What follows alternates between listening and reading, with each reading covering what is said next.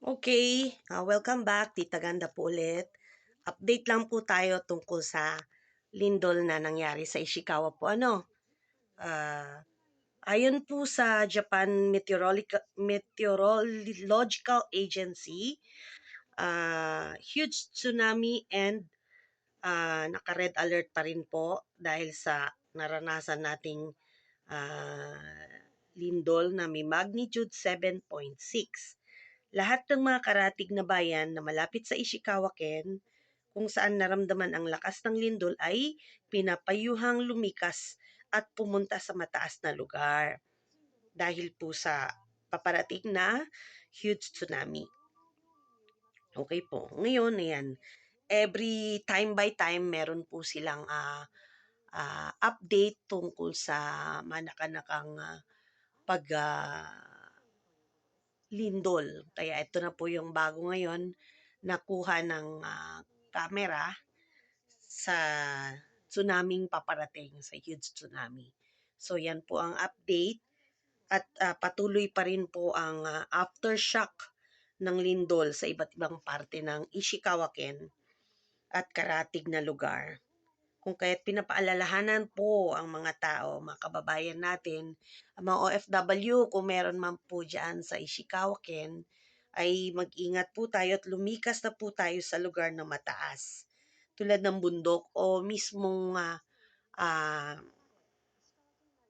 lugar na malayo sa dagat. Dahil meron na pong manakanakang tsunami ang nararanasan. Kagaya po nung nakita nyo kanina, ayun, may mga tsunami na talagang at may mga bundok din po na nagla-landslide. So, yung mga ka-OFW natin na mga Pinoy dyan, na mga farmers, mag-ingat-ingat po sana tayo dahil hindi po gawang biro itong nangyayari ngayon. So,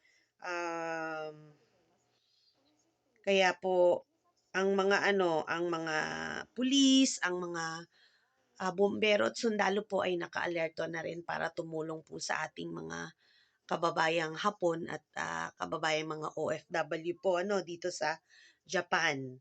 So, kung kailangan nyo po ng mga emergency hotlines, meron po yung Hyakutoban 110 or 119 po yan. Ano po yan? Hotlines po yan. So, disclaimer lang po ulit, paulit-ulit ko po sasabihin sa inyo, nagmamalasakit lang po ako at gusto ko pong ipamahagi at ipabalita sa inyong mga kababayan ang nangyayari sa kasalukuyang naranasang lindol dito po sa Japan, sa Ishikawa-ken po. Ishikawa-ken, Japan. At naka-alert pa rin po ang huge tsunami na inaasahang talagang paparating po at inaabisuhan po ang mga kababayan natin at ang mga mamamayang Hapones na lumipat po sa mataas na lugar.